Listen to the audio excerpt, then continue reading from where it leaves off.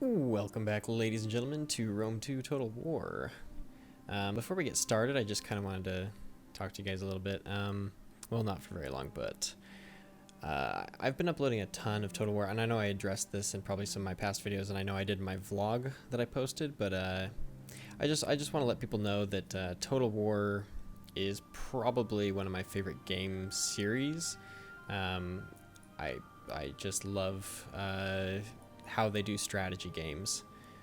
And so that's why you're seeing a lot of them, especially recently. I've really gotten back into it and been just kind of enjoying playing it and watching replays and stuff. So that is why there's so much Total War content on the channel right now. But for those of you that like that content, don't worry. I think Total War for at least quite a while is going to make up at least 50% or more of the channel's content, at least at this point in time. But for those of you that aren't as big into it, don't worry. There's definitely going to be other stuff.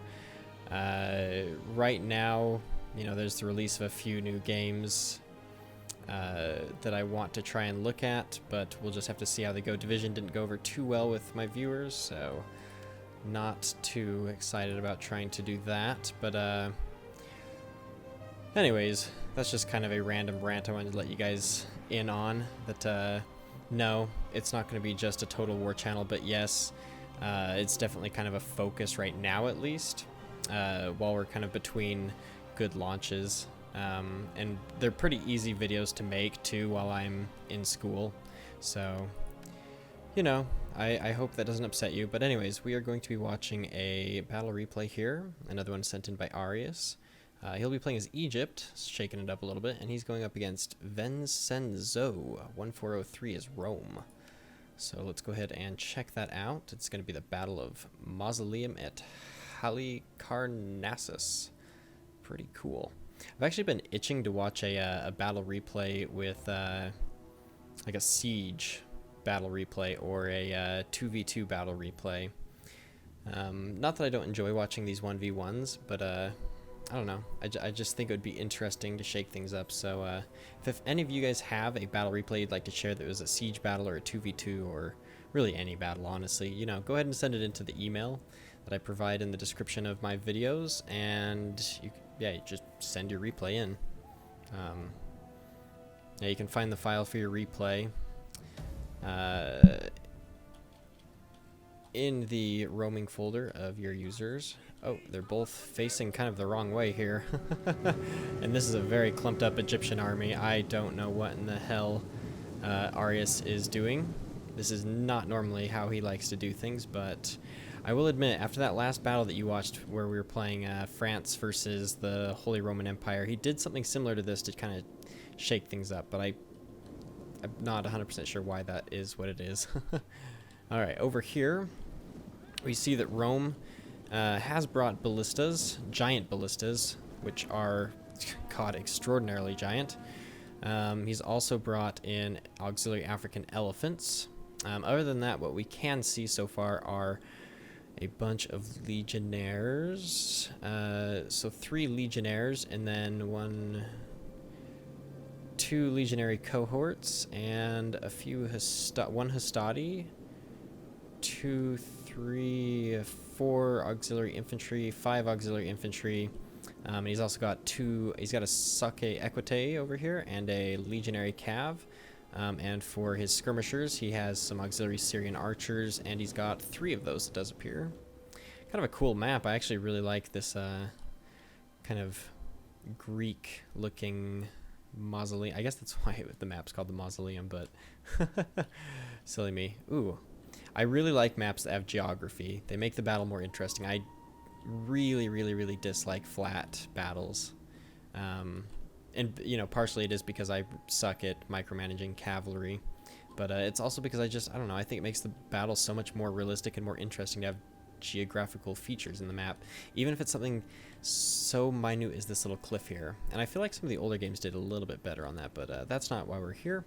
So let's go ahead and look. He's got some thorax swords backed up by some Levithero spears on his right flank, and he's got some Egyptian archers making up his skirmisher here. He's got 4 of those, and he's probably got another Levithero spear and thorax sword over here. He does, because he is very organized. Then he has a line of thorax swords here. Looks like there's 4 of them. Then he has some citizen cav. He's got 4 of those. Then he's got some carrion axemen, which are kind of... These units are kind of interesting. I don't know. Then he's also got some Talmot cav for shock, and then he's got some Talmot cav shock... well, they're shock cav. He's got some Talmot... 2 units of Talmot cav. One of them is his general unit. So right off the bat, I mean, obviously, upon first look, the Egyptians have the big advantage because they have the hill. You know, they're backed up here, so they can't be outflanked on their left flank. There's no possible way that Rome could come in around that. You know, it doesn't work. He'd really have to punch through this line to be able to do that. So if he wants to flank the Egyptians, he's going to have to come this way. In fact, to be perfectly honest with you, I don't even think he can climb this cliff. In fact, I'd be really, really surprised if he could. So he's going to have to come this way and this way. I mean, it wouldn't be a bad idea for him to push some troops through here to just tie down some of the Egyptian forces. But, I mean, his main attack is really going to have to come from this direction. There's no other way to do it unless Egypt moves, which it looks like they are doing. And unfortunately for Rome, these giant ballistas don't really like to move very much, you know? It's quite the large instrument, so it takes a few days, actually, to move these into this position, and Rome positioned them in the wrong position, so unfortunate for him. So Rome will be fighting with a slight handicap just in that they are not able to utilize the ballistae that they brought. But it should be interesting to watch how this goes. Obviously, Rome has a pretty heavy core here with these legionaries and these legionary cohorts, which are looking fan-freaking-tastic right now. He also has the African elephants, which are... You know, I've never been a big fan of the elephant units in this game. I don't know. They seem like they're pretty easy to rout. And Egypt is actually moving his infantry down in front of the cliff area. He is keeping his archers back here and his cav, as well as a few kind of reinforcements, it looks like, including spears here to catch any cav that might come. Well, more to assist. These citizen cav here, their job is going to be to catch cav units, and this spear unit is going to be there to help them. Sorry, I get distracted by random things, but the citizen cav here looks like they were kind of just patrolling. I'm not sure exactly, but he lost a good 14 men goofing around because these Syrian archers. But things are still looking a little bit like a stalemate for the time being.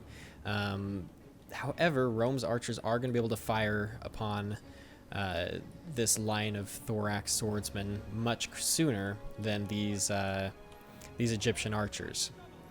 Unless, I can't remember if height adds some range or not. I think it did in Medieval 2 Total War. That's where I'm remembering it from, but I don't really remember. So I'm not sure why he's sacrificing this citizen cav. It could just be simply because he's trying to make him aggressive. He's trying to lure him in.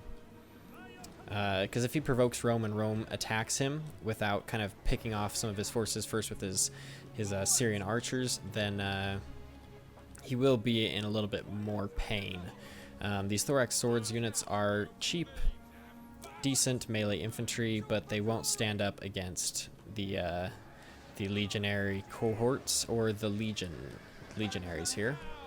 And it looks like this citizen cap actually did manage to catch a Syrian archer. It's only going to get a couple of kills, but yeah, that whole citizen cav unit is gone now. It did slow Rome's momentum down, but I still don't know if that was a worthy sacrifice for the citizen cav. I mean, at this point, if he's not going to utilize this cliff for his infantry as well to funnel them this way or this way, you know what I'm saying? Like, if he's not going to utilize the cliff to try and get the enemy to come up this way or this way, then he should do exactly what he's doing now, actually. He took the words right out of my breath. He should just deploy a little bit closer to his main line because, I mean, I get what he's trying to do, but... And it seems like he knows what he's doing now because he's moving his missile troops, and it looks like a few cav units up here to assist. The cav units are going to be a kind of... what's the best way to describe it? They're basically like the nukes, the excuse for having nukes. You know, if the enemy charges, then the cavalry are there to try and counter the charge. Not necessarily to beat whatever unit is charging, but just to stop it in general. And now we have this whole Thorax swordsman line moving down. It is a much longer line, very much kind of Attila styled. Whereas this Roman player has opted to keep his infantry very, very thick, but their line isn't nearly as long. Now we're seeing some legionary cohorts come running up. The Syrian archers are firing in at these Thorax swordsmen. We have a legionary cohort making contact with some Thorax there. Not a bad charge, actually. That did quite a bit of damage. And in shooting up this legionary cav, he's going to lose a lot of his own swords here. Yeah, he lost about 15, and this cavalry unit is gone, though. Yeah, that's the problem. In this game, with all these precursors, if you can't commit to your cavalry charge, then when you pull back out, you're going to take damage from just pulling out, but you're also going to take damage from all the precursors coming your way. So, kind of understandable why that happened. And now they are in range of the legionnaires and their pilums. So now we have the charge of the Thorax swordsman. We have some precursors going off here. You can see that massive amounts of damage from precursors have done to these Thorax, and these Thorax are now very, very thin. Very, very thin compared to the Roman lines, you can tell, but he does have the advantage of being able now to flank.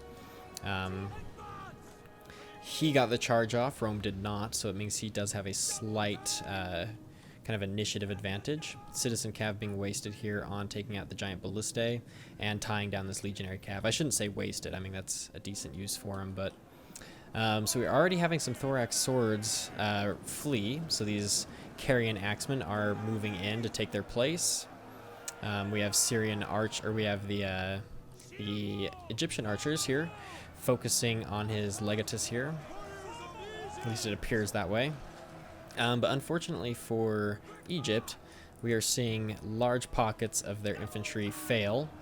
And strangely enough, the Rome player has decided that the best course of action is, one, to send his very expensive elephants into his own men, doing much damage to his own line here. And then on top of that, he decided that the best course of action would be to retaliate against the elephants that he'd given this order to, and he shot them up with his own bow and arrow. Trust me, go watch that replay. You'll see that it was his own archers that killed his elephants. And that was after his elephants already wrecked the back of his auxiliary infantry lines here. So back here, we still have this legionary cavalry tied down. We have some Levi-Thuro spears moving in the flank, and the Carian axemen. He's using the Levi-Thuro spears as a shield right now. They are soaking up all of these arrows, as well as keeping the cavalry kind of at bay, making sure that they don't move in. In the meantime, these Carian axemen, looks like he is going to use them to try and chase some of these archers away. He's going to get a full-on charge by this Sake Equite, though. Took quite a bit of damage on that charge. But he has a ton of these archers are just laying on the fire, but honestly things do not look good for Egypt right now. Their main infantry line is toast, and Rome's is doing pretty good for the most part. Little areas like this, you know, they're starting to lose, but they've done more damage than they've taken, so that's good for Rome. It looks like they've had a bit of a stalemate here. They're not quite sure what's going on. But, you know, you got to listen to your commander. Oh, except for this guy, he's a little aggressive. We do have some holes opening up, and it appears Rome, instead of keeping a pretty solid line here, has opened up a hole. Yep, right there. You saw that the Stati moved up over here, and so now he's going to be able to sneak these cavalry units through, and he did the same exact thing here. This is something that he has done to me too. He's pretty good at getting his cavalry to shrink in size, and now he suddenly is able to start throwing these cavalry units around, which is unfortunate. If Rome had just kept their line, they were winning the main battle anyways. They didn't need to move those infantry units, which might hurt him in the long run pretty badly. His general unit, however, the Egyptian general is not going to do so well now that it's all wrapped up in these very heavy legionnaires. But it appears they're not even interested in killing his general. In fact, they're more interested in coming down this way. We got a few Levy-Thuros spears here left. Down here in this part of the battle, these thorax swords are starting to kind of surround the lines a little bit. And back here, things are going in Egypt's kind of ballpark here. He's got these Citizen Cav and the Carrion Axemen still doing a number of, quite a number back here on his Syrian archers and his Sake Equites. And it's only going to get worse for him because Rome has no reinforcements to send anymore, but Egypt does. It has one more Citizen Cav it can put into that fray. Back over here, we see that the Legionnaires are starting to split up a little bit. The main clump of them is trying to come down here and take this infantry fight for themselves. And then some have come up here to try and tie down the general, which is a smart move. Levy-Thuros spears here still, and this fight here is still going on. In the midst of this fighting, we have Citizen Cav fleeing, thorax swords actually moving out to engage all these legionnaires and auxiliary infantry. But Rome has exposed their flank, as you can see here, pretty badly, so they're going to take some pretty heavy losses from archers. Perfect angle for archers to shoot into. Oh my god, look at that. Look at that damage. That is not the position you want to be in. You never want to have your side or back to archers. God damn. That legion is gone. Those god damn, those just disappeared. And those are heavy infantry too. He does have some legionary cohorts now that are coming in to try and mess with his archers, but the Ptolemaic Cav is still up and it's going to hit them pretty hard. And he is actually going to sacrifice some of these Egyptian archers to hold this legionary cohort in place while he moves the other ones away. Here, looks like Egypt is kind of doing the same with these thorax swordsmen. He's kind of making a line so that he can kind of hold things in place. And these thorax swordsmen, you know, they're not the best melee infantry in the game, but they're, you know, they're worth their price. And so they're holding, barely, but they're holding.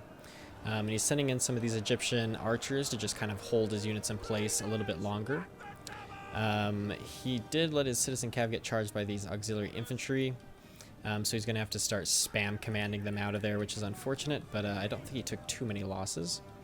And now the auxiliary infantry are fleeing, and the legionnaires who are up here are fleeing as well. And Egypt now has control of the battlefield and has a wonderful victory, a victory that I actually did not think he'd be able to pull off when I first saw the engagement. I thought the Roman infantry would be able to hold out better, but he made some poor decisions in trying to move them around and exposing those flanks to both cavalry from both sides and especially those archers. That was brutal. So let's go ahead and end that, and you can just see right here the Egyptian archers got quite a few kills. There are 4 of them, but they got more on average than the auxiliary Syrian archers. Well, they didn't do too bad, honestly. 9,706, pretty good. African elephants, 25 kills. I'm not sure if it counts friendly fire. If it does, then that's what that is. And then these auxiliary infantry, absolutely nothing. Hastati, and then, you know, the legionary cohorts and legionnaires, you know, they performed like they're supposed to. They're heavy infantry. They last a while, but they don't have as much kill potential as they could. I mean, they're pretty good. They're pretty damn good. But, yeah, just a couple little mistakes here with his heavy infantry here cost him, and these African elephants didn't get used too well. And then over here, besides the archers and then some kills on the cav, everything else is just kind of spread out for the most part, besides this thorax swords with 202 kills. But everything else is just kind of spread out. Nothing really standing out. And it was actually a pretty close battle, in my opinion. I mean, it swung very much towards Egypt's favor right there towards the end, but Rome was in the fight up until kind of those last moves with his heavy infantry, where he exposed their backs and flank to archers and the cavalry charges. Anyways, guys, I hope you've enjoyed this battle. I thought this was a pretty interesting one. Yeah, send your replays in if you have any, and I will see you guys in the next episode.